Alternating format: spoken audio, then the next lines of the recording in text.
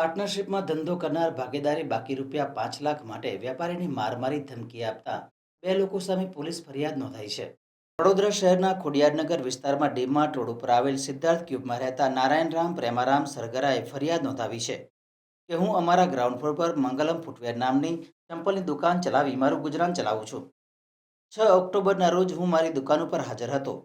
તે વખતે સાંજના આશરે 7:45 વાગ્યાના સુમારે અગાઉ 2023માં મેં તથા મારા પાર્ટનર તરીકે હિતેન્દ્રભાઈ જીવનભાઈ પરમાર સાથે ચપ્પલનો હોલસેલમાં વેપાર ધંધો ચાલુ કર્યો હતો, જેમાં તેઓએ રૂપિયા આશરે 6 લાખનું રોકાણ કર્યું હતું.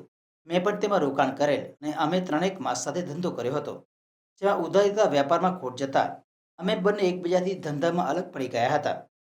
તે વખતે અમે બંને એગ્રીમેન્ટ કર્યો હતો, જેમાં તેઓ મને માલ સામાન તેમજ તેઓની મારુતિ વાન ગાડી પણ મને આપી દીધી હતી. તે પેટે તેઓને આશરે રૂપિયા 5 લાખ આપવાના બાકી નીકળતા હોય તેઓ મને અવારનવાર ફોન કરી પૈસા આપવા માટે ગમે તેમ ગાળો બોલી ધમકી આપતો હતો.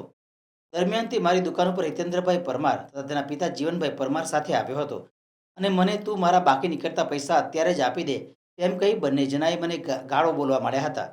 મેં ગાળો બોલવાની ના પડતા તે બંને જણા માર મારી તું પૈસા આપી દે નહીં તો તને જીવતો રહેવા દઈશું નહીં તેવી ધમકી આપી હતી. ત્યારે સમગ્ર બનાવ દુકાનમાં લાગેલા સીસીટીવી ફૂટેજમાં કેદ થયો હતો. ત્યારે આ બાબતે હરણી પોલીસે મારમારી ધમકી આપનાર પાર્ટનર સહિત બે લોકોને ઝડપી પાડવા તજવીજ હાથ ધરી છે. મારું નામ નારાયણ રામ છે.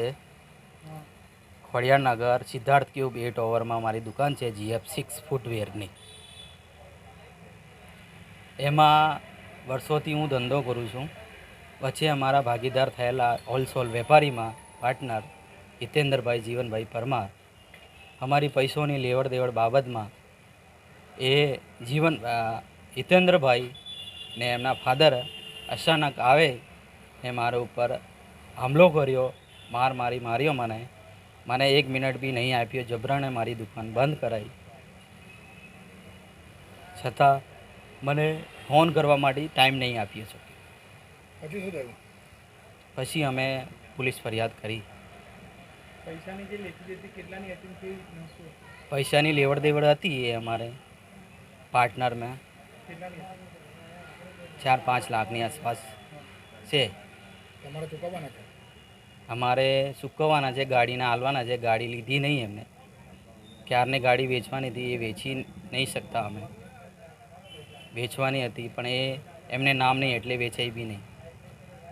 એટલે 4-5 લાખનો લોસ થયો છે તો બંને પાર્ટી ભોગવવાનો છે. મેં એમને કીધું હતું કે ભાઈ ધંધામાં બંધ કરી દીધો ધંધો, તો લોસ થયો છે તો બંને પાર્ટી ભોગવવાનો. પોલીસ સ્ટેશન ક્યાં ગયા છે? અણી પોલીસ સ્ટેશનમાં અમે ફરિયાદ કરી છે. એમાં કઈ જગ્યાએ ઘટના કેદ થઈ છે? અમારી દુકાનમાં ઘટના થઈ છે. સીસીટીવી ફૂટેજ બધા છે અવેલેબલ. શું નામ તમારું? નારાયણ રામ પ્રેમારામ સરગરા.